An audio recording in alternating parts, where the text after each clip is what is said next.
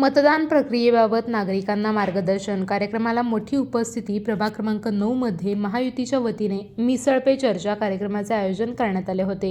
यावेळी नागरिक मोठ्या संख्येने उपस्थित होते. या कार्यक्रमाला महायुतीचे 4ही उमेदवार उपस्थित होते. यावेळी अनेक दिग्गज नेत्यांनी उपस्थिती लावत नागरिकांशी थेट संवाद साधलाय.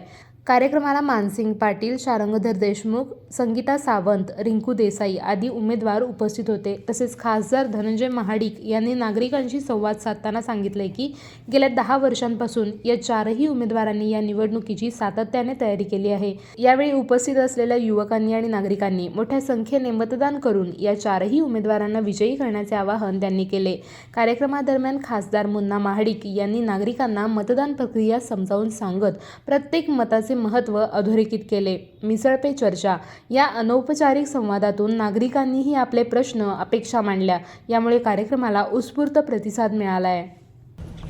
या निवडणुकीमध्ये उभे असणारे महायुतीचे आमचे उमेदवार, या भागातील कर्तव्यदक्ष माजी नगरसेवक शारंगधर देशमुख, दुसरे आमचे सहकारी मानसिंग पाटील यांच्या पत्नी या निवडणुकीमध्ये उभ्या आहेत, माधवीताई. त्याचबरोबर विजय उर्फ रिंकू देसाई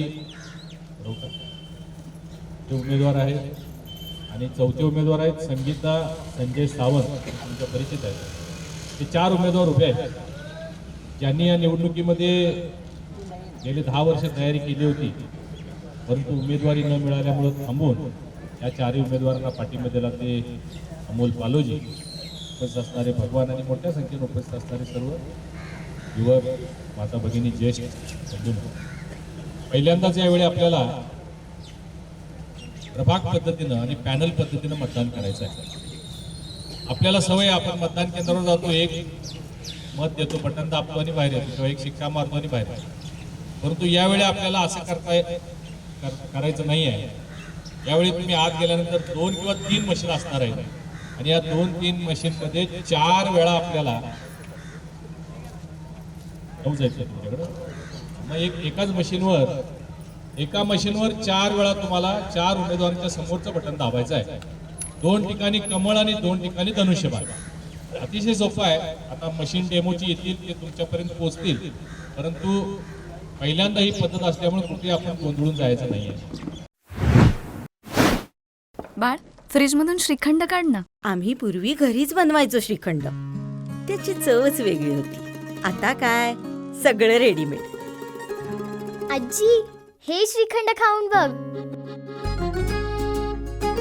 आज तुझ्या आईनं घरीच बनवलं की काय? हे आहे गोकुळचं श्रीखंड. अगदी जिभेवर रेंगाळणार. जिभेवरच नाही तर मनावरही रेंगाळणार. गोकुळ श्रीखंड, मनावर रेंगाळणार.